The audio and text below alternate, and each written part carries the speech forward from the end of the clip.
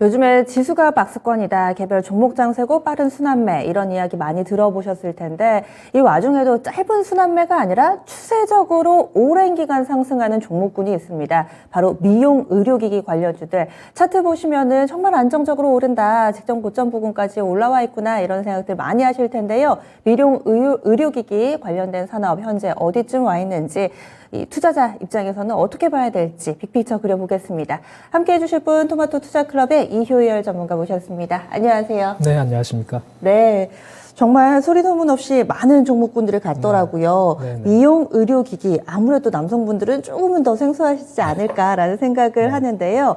어떤 시술들, 어떤 기기들이 있습니까? 그래서 일단은 그 미용에 대한 관심은 사실은 남녀노소를 불구하고 요즘에 그렇더라고요. 또. 네, 네. 되게 점점 더 이렇게 관심이 많아지는 추세가 아닌가 생각이 되고, 사실 저도 이 시술을 많이 받아보거나 그런 적이 좀 없다 보니까 네. 좀 조사를 하면서 정말 다양한 부분들의 상품들이 이미 나와 있구나 이런 생각을 좀 했습니다. 그래서 오늘 좀 말씀 좀 드려보겠는데요. 과거에는 이제 이제 미용이나 이런 쪽이 주로 이제 외과 성형적인 부분, 우리나라가 이제 또 성형 수술 쪽에서 굉장히 유명하다 보니까 네. 해외에서 이제 관광도 많이 오고 이제 이런 상황이었는데, 외과적으로 이제 어떤 성형을 하는 그런 시장이 좀 컸었는데, 최근 들어서는 이제 미용 의료기기 시술로 좀 이동하는 양상이 좀 커지고 있다라는 게 좀 변화된 모습이다라고 말씀을 드리겠습니다. 그래서 대표적으로 보면 이제 이 보톡스죠. 보톡스, 그다음에 필러, 그다음에 리프팅 이런 거를 주로 많이 찾는다고 하시는데, 아무래도 이제 성형 수술보다는 이제 안전하고 또 이제 회복 속도도 좀 빠르고 또 흉터도 적고 값도 저렴하고 여러 가지가 굉장히 장점이 좀 많다 보니까 미용 의료 시술보다는 이렇게 최근에 이제 보톡스라든지 필러라든지 이런 쪽으로 많이 좀 관심이 많이 가지고 계시다라고 말씀드리겠고요. 전체적으로 포지션을 보면은 이제 아무래도 이제 보톨륨 톡신, 이래서 보톡스죠. 보톡스가 이제 43% 정도, 필러가 한 28% 정도, 그다음에 제모 부분이 한 13%. 그다음에 지방 제거, 광회춘술, 박피술 여러 가지 종류가 있더라고요. 광회춘술은 이게 광범위하게 젊어진다 이런 건가요?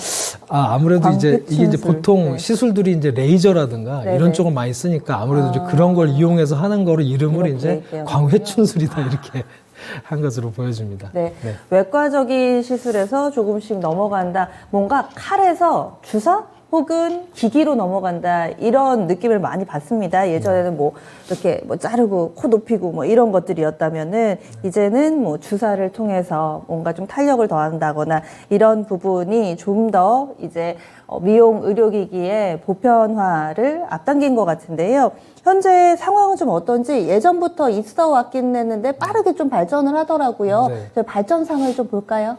네, 그래서 그 산업의 발전상을 좀 보시면은 사실 과거부터 이제 레이저라든가 이런 시술은 계속 좀 진행이 됐었는데, 저도 이제 이번에 보면서 이렇게 살펴보면 피부에 굉장히 여러 층이 있더라고요. 그래서 피부를 보면은 표피층이 있고 진피층, 그다음에 피하지방, 근육 이렇게 다양하게 네. 형성이 좀 돼 있는데, 과거의 레이저 시술 같은 경우는 이제 제모라든가 점을 뺀다든가 흉터를 치료한다든가 이런 부분들이 보통 이제 표피층 정도 수준에서 이제 이루어지는 시술이 대부분이었습니다. 지금 화면에 나가고 있는 게 아래가 피부층인 거예요. 그렇습니다. 표피, 진피.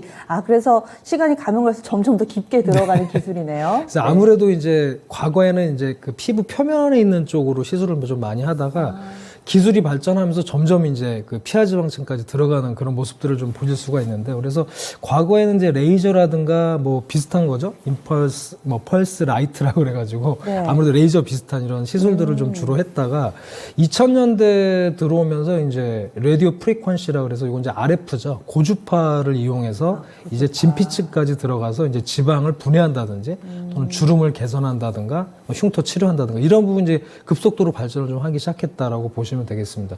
이제 그 다음에 쭉 이어져서 2010년대로 오면 최근에 이제 많이 진행되고 있는 부분인데, HIFU라고 이제 써 있습니다. 요거는 이제 하이 인텐시티 포커스드 울트라 사운드, 좀 이게 깁니다. 긴데 듣고도 모르겠는데요. 어쨌든 고주파하고 좀 비슷한 거예요. 이런 고주파를 이용해서 이제 시술을 하는 건데, 요거는 이제 RF보다는 좀 더 깊이 피하 지방층까지 이제 들어가서 시술을 하는 부분이고, 이것도 마찬가지로 이제 주름 개선이라든가 지방 분해 뭐 이런 부분 쪽에서 최근에 많이 시술되고 있는 것으로 알고 있습니다.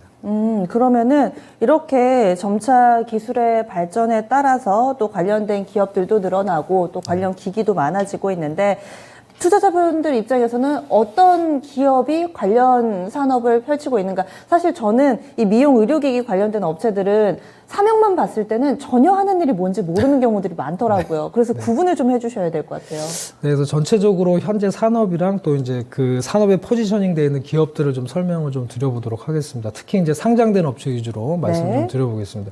일단 앞서 말씀드린 대로 이제 미용기기 관련한 사업이 보니까 굉장히 많이 늘어났어요. 과거에 이제 성형수술 쪽 위주에서 지금 보면은 미용 시술 비중이 한 59%까지 6대4 정도 되겠죠. 사실 60% 근처까지 좀 증가하고 있다, 이렇게 좀 보고가 되고 있는데, 이유는 이제 중장년층 같은 경우도 안티에이징 수요가 이제 젊어 보이려고 하는 수요들이죠. 그래서 안티에이징 수요가 굉장히 증가를 하고 있다라고 하고요. 최근 세대죠. MZ 세대 같은 경우도 이제 미용에 관심을 많이 갖고 있다 그래요. 그런 부분이요. 그 다음에 이제 의외로 이제 이 미용 시술이나 이런 부분이 이제 여성의 전유물이 아니라 남성들도 수요가 증가하고 있다고 합니다. 최근 이제 아이돌들이나 보면 정말 피부나 얼굴들이 너무 깨끗하더라고요. 네. 그래서 남성 수요도 굉장히 증가하고 있는 것으로 좀 보고가 되고 있습니다. 네. 그리고 어찌 보면 또 요즘엔 정책 관련된 종목이다라고 느끼는 게, 이번 대선에 탈모 공약이 정말 맞습니다. 핫했잖아요. 그래서 맞습니다. 게다가 여야 할 것 없이 다 탈모 관련된 공약을 내놨고, 앞으로도 지금 윤석열 당선인 같은 경우도 긍정적으로 얘기를 했기 때문에 이쪽도 계속 봐야 되는 건가요? 미용 의료기기로 묶어서 탈모 관련된 종목군들도 봐야 되는 건가요? 네, 말씀 잘 해주셨고요. 지금 사실 이제 미용 사실 기기 쪽에서도 보면은 사실 탈모가 가장 높습니다.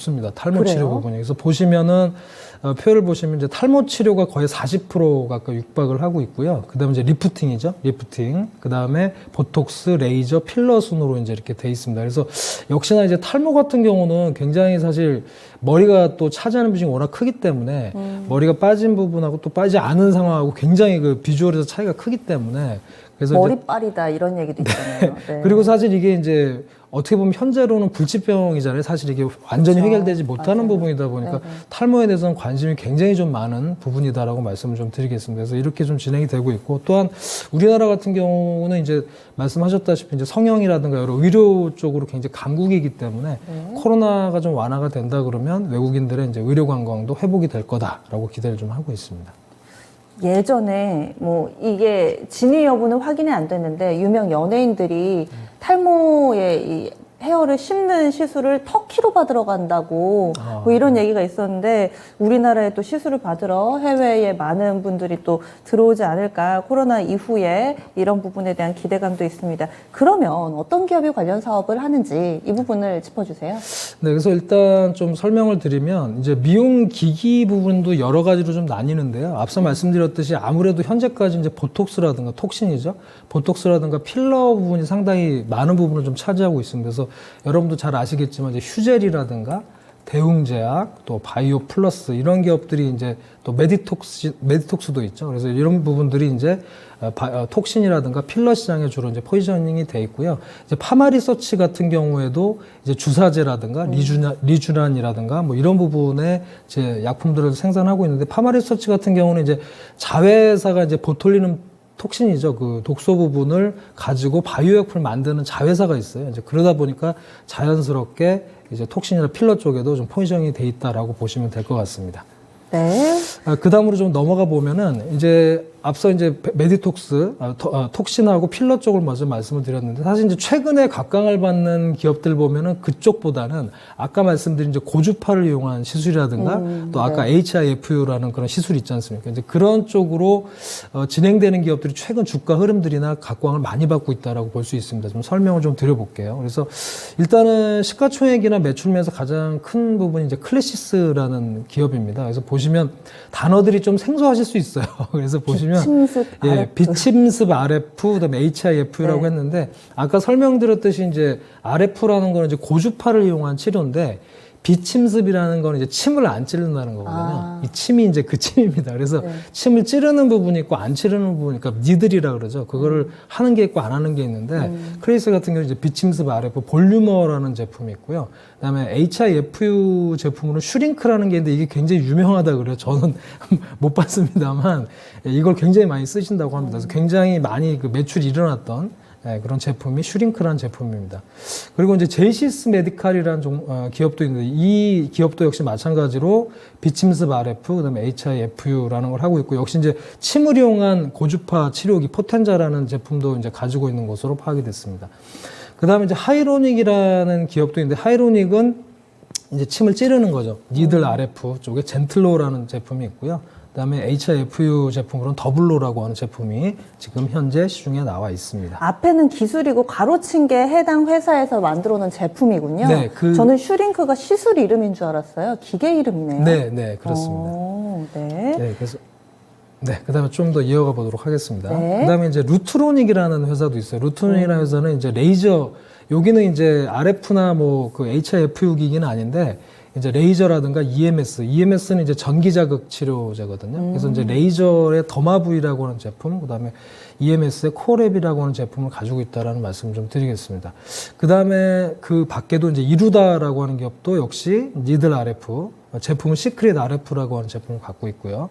또 비올이라는 기업도 있죠. 이 기업도 역시 니들 RF 쪽에 스칼렛 또 실펌이라는 제품을 가지고 있습니다. 그래서 다양하게 네. 굉장히 그 제품명도 낯설고 좀 이름이 낯설지만, 이런 기업들이 지금 현재 상장된 업체 중에는 이런 기업들이 대표적으로 좀 진행되고 있다라고 말씀드리겠습니다. 네, 한 번쯤은 들어보셨을 거예요. 지금 상장사들 6곳에 대해서 이렇게 좀 체크를 해봤습니다. 그리고 보톡스 쪽은 얼마 전에도 이 보톡스 전쟁이 끊이지 않아서 또 뭐 휴자율 주가 급락하고 막 이런 적이 있었는데, 그러면은 미용 의료기기 관련해서도 보톡스 쪽은 좀 제외를 시키고 봐야 된다라는 시각이신 거세요? 그렇지는 않습니다. 사실은 대웅제약 같은 경우도 계속 해외로 이제 진출하려고 하는 부분들이 계속 뉴스화되고 있기 때문에 그 부분은 계속 좀 커져가는 시장이라고 보고요. 다만 이제 이게 좀 크리티컬한 부분이다 보니까 계속해서 좀 이 특허 전쟁들, 최근에 이제 메디톡스가 또 휴재를 상대로 또 소송을 걸었던 뉴스도 나왔기 오늘도 때문에. 휴재는 신저가예요. 신저가 찍고 지금 반등은 나오는데. 그래서 일단 그 가장 그 금액이라든가 여러 부분에서 크긴 하지만, 현재는 아무래도 이제 톡신이나 필러 쪽보다는 지금 말씀드린 RF라든가 HIFU 같은 미용기기 쪽이 조금 더 각광을 받고 있다라고 말씀드리겠습니다. 그래서 보시면 미용기기 시장 같은 경우는 2018년에 한 91억 달러 수준의 규모였거든요. 근데 2024년 정도가 되면은 우리나라 돈으로 한 20조 정도 되죠. 20조 원 정도의 시장이 될 것으로 전망을 하고 있습니다. 이거는 6년 평균으로 보면 한 12% 정도 계속 성장을 한다라고 볼 수가 있겠습니다. 그리고 또 하나 좀 보실 거는, 이 기업들이 지금 아까 말씀드린 그 제품 판매뿐만 아니라 그 제품에 보면 이제 소모품이 들어가요. 그 제품을 사용할 때 이제 갈아 끼는 거죠. 다 쓰면 또 채우고 이런 소모품 매출도 굉장히 좀 큽니다. 그래서 이런 부분까지 기대를 할 수 있기 때문에 주가 흐름도 굉장히 양호한 것으로 좀 보고 있고요. 또 하나는 이제 이 피부 미용 시장이 이제 의료기기 시장으로도 확대가 될 수 있어요. 예를 들면 이제 루트로닉 같은 경우는 과거에는 오히려 이제 황반변성이라든가 이런 쪽의 치료, 지금도 뭐 있습니다. 망막 치료라든가 이런 치료기기를 원래 주력으로 좀 했다가 이제 미용기기에서 또 굉장히 크게 좀 잘 나가고 있는데, 이런 흐름에서 향후에는 의료기기 시장까지도 확대가 될 수 있다라고 말씀드리겠습니다. 루트로닉은 올해 들어서만 주가가 44%나 올랐더라고요. 뭐 제이시스 메디컬이나 이런 종목군들도 대체로 올해 1분기 사실 주식 투자하시면서 수익 내신 분들 많지 않으실 것 같은데, 이들 종목은 10% 이상은 기본적으로 대체로 올랐던데, 그럼 투자 전략을 어떻게 세워야 될까요? 일단은 미리 좀 먼저 말씀드릴 거는, 지금 앵커님 말씀하신 것처럼 주가가 좀 많이 올랐어요. 그러니까 사실은 지금 매출 규모나 이런 거는 굉장히 크지는 않거든요, 아직까지는. 이제 그런 상황에서 사실 주가 상승률은 굉장히 높은 상황입니다. 그래서 사실 저희가 오늘 말씀드렸지만 사실 그 이전부터 주가가 많이 올랐기 때문에 지금은 오히려 좀 팁을 드린다면 조금 주가가 이제 추세는 살아있겠죠. 사실 아까 말씀드린 것처럼 시장이 성장할 거기 때문에 추세는 상승으로 간다고 보지만, 이제 주가 많이 오른 상태이기 때문에 뭐 눌림목 조정이라든가 또 이런 부분을 잘 활용해서 대처하시는 게 좋겠다라는 말씀을 드리겠습니다. 네, 알겠습니다. 그러면 오늘 미용 의료기기 부분 다뤄봤는데요. 큰 그림 그려주세요. 네, 오늘의 큰 그림은 이제 영원한 테마죠. 미용 관련 산업에 주목하자라고 말씀드리겠습니다. 네, 알겠습니다. 자세한 말씀 고맙습니다.